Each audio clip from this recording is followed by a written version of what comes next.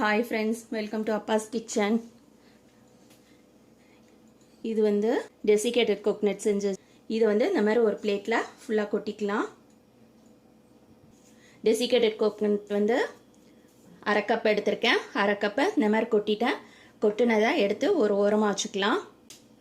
இப்போ mango season, நல்ல பழம் கிடைக்கும், இனிப்பான பழம். அதை எடுத்துர்க்கேன். பாதி பழம் எடுத்துர்க்கேன். ஒரு மிக்ஸி ஜார்ல ஆட் பண்ணிக்கலாம். மேங்கோ வந்து நல்ல இனிப்பான மேங்கோ எடுத்தீங்கன்னா நல்லா இருக்கும் இந்த ரெசிபிக்கு.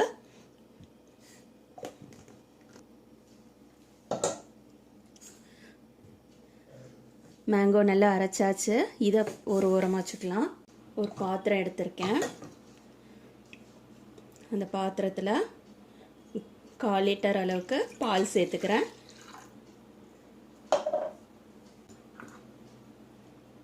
இதில் மைதா மாவு சேர்த்துக்கிறேன். மைதா மாவு 1.5 table spoon, cornflour 2 table spoon, சீனி 1/4 கப்பு. எல்லாத்தையும் நல்லா மிக்ஸ் பண்ணிக்கலாம். அடுப்பில் வச்சு நம்ம கிண்டுறதுக்கு முன்னாடி நல்லா மிக்ஸ் பண்ணிவிட்டு அதுக்கப்புறமா அடுப்பில் வைக்கலாம். இல்லைனா கார்ன்ஃப்ளவர் சேர்த்துருக்கதால சீக்கிரமாக கட்டி வந்துடும். இப்போ அடுப்பில் வச்சுட்டேன். அடுப்பு வந்து சிம்மில் இருக்கணும். அடுப்பில் வச்சு கொஞ்சம் கெட்டியாகிற வரையிலும் நம்ம கைவிடாமல் கிளறிக்கிட்டே இருக்கணும். இதில் 1 டீஸ்பூன் அளவுக்கு வெண்ணெய் சேர்த்துக்கிறேன். நாம் ரெடி பண்ணியிருக்கிறது நல்லா கெட்டியாயிடுச்சு.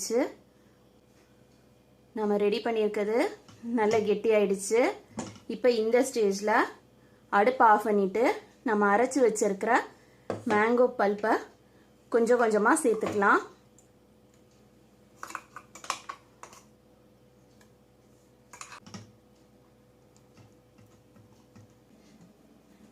மேங்கோ சேர்த்ததுக்கப்புறமா இந்த மாதிரி தான் இருக்கும்.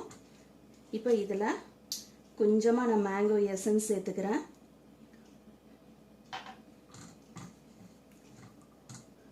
ஏற்கனவே கொட்டி வச்சிருக்க டெசிகேட்டட் கோகோனட் மேலே இந்த மேங்கோ மிக்சரை ஃபுல்லாக ஊற்றிடலாம்.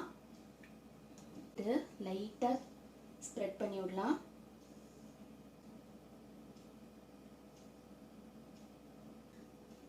மேங்கோ பல்ப் ஊற்றுறது டெசிகேட்டட் கோகோனட்லேருந்து கொஞ்சம் முன்னாடி தான் இருக்கணும்.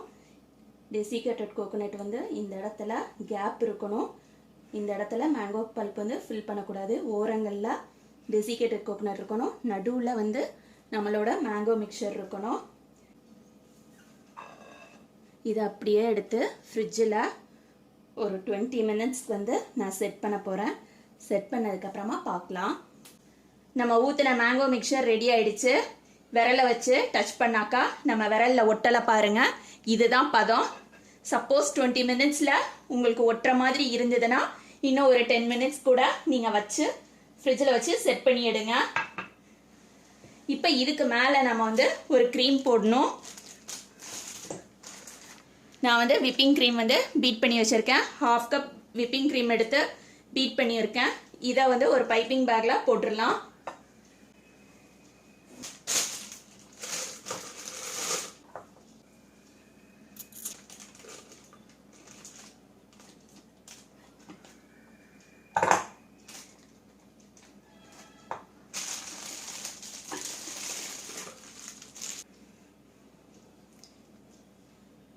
விப்பிங் க்ரீமை நம்ம போட்டிருக்க மேங்கோ மிக்சருக்குள்ளே தான் போடணும். அதை தாண்டி வெளியே வரக்கூடாது. இதுக்கு ஷேப்லாம் எதுவும் கிடையாது. ஜஸ்ட் நான் சும்மா அந்த மாதிரி பெரிய இதாகவே போடுறேன். போட்டுட்டு ஃபுல்லாக நம்ம ஸ்பேட்லா வச்சு ஸ்ப்ரெட் பண்ணுறது தான். தேங்காய் மிக்சருக்கு உள்ளுக்குள்ளே மேங்கோ மிக்சர் இருக்கணும். மேங்கோ மிக்சருக்கு உள்ளுக்குள்ளே தான் விப்பிங் க்ரீம் இருக்கணும். மேங்கோ மிக்சரும் விப்பிங் க்ரீமும் ஒரே அளவில் இந்த இடத்துக்கு, அதாவது இந்த கார்னருக்கு வரக்கூடாது. கொஞ்சம் உள்ளுக்குள்ளே இருக்க மாதிரி பண்ணிக்கோங்க. நம்ம விப்பிங் க்ரீம் போட்டதுக்கு அப்புறமா இதை திரும்ப நம்ம ஃப்ரிட்ஜில் செட் பண்ணணும். ஃப்ரிட்ஜில் கொஞ்ச நேரம் ஒரு 20 மினிட்ஸ் அந்த மாதிரி ஃப்ரிட்ஜில் செட் பண்ணால் போதும். செட் பண்ணதுக்கு அப்புறமா பார்க்கலாம். ஃப்ரிட்ஜில் வச்சு செட் ஆயிடுச்சு. செட் ஆனதுக்கப்புறமா நமக்கு என்ன ஷேப்பில் என்ன சைஸில் பீஸ் போடணுமோ அது மாதிரி போட்டுக்கலாம்.